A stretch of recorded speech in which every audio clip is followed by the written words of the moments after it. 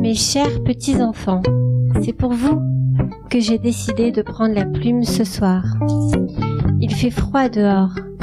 J'ai ranimé le feu pour avoir un peu de chaleur, car mes doigts engourdis ont bien besoin d'être réchauffés.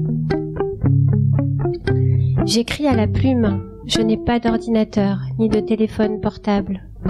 Je n'utilise pas Google.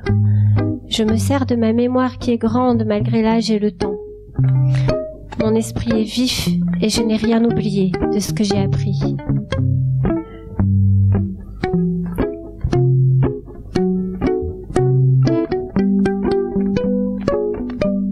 Je suis arrivée à un âge certain, mais je n'ai toujours pas raconté mon histoire, cette histoire que j'ai dû garder secrète pour des raisons que vous comprendrez plus tard. Je voudrais vous la dire du mieux que je le peux, même si parfois elle vous paraîtra folle ou insensée. Je dois témoigner de ce que j'ai vu afin de vous révéler l'étrange secret qui a bouleversé ma vie à jamais et celle de l'humanité pour toujours.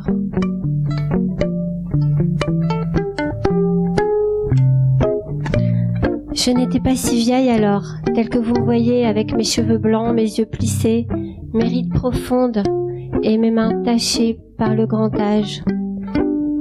Toujours vêtue de ma redingote noire ou de couleur sombre, je vois bien que parfois je fais peur et que l'on me prend pour une sorcière lorsque je concocte mes potions magiques à l'aide de bave de crapaud, de poudre de cristal et de pierres de fiel, connues pour leur vertu anti-poison.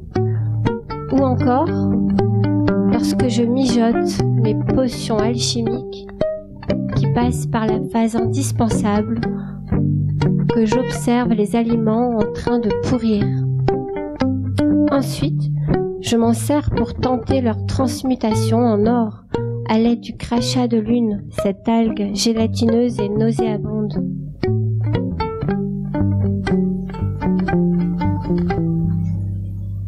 Depuis toujours, je vis dans ma petite maison de la rue des Alchimistes. Les habitations de cette ruelle se pressent les unes contre les autres, comme si elles cherchaient à se tenir chaud. La mienne est minuscule, remplie d'alambics, et il en sort souvent des vapeurs rouges, jaunes ou vertes, turquoises ou violacées, qui proviennent de mes mixtures. Comme mon père et ma mère avant moi, je suis une alchimiste.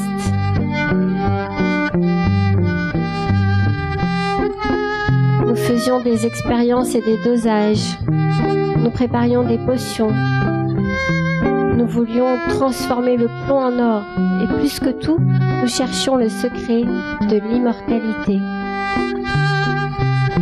Pour cela, il fallait avoir une bonne connaissance de la médecine et des plantes, ainsi que de tous les livres qui nous permettent de les assembler, afin de révéler leur pouvoir sur l'organisme et sur le monde.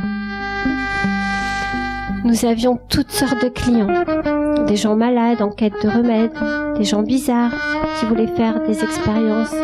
Nous avons eu aussi des princes et des empereurs qui cherchaient à accroître leur pouvoir.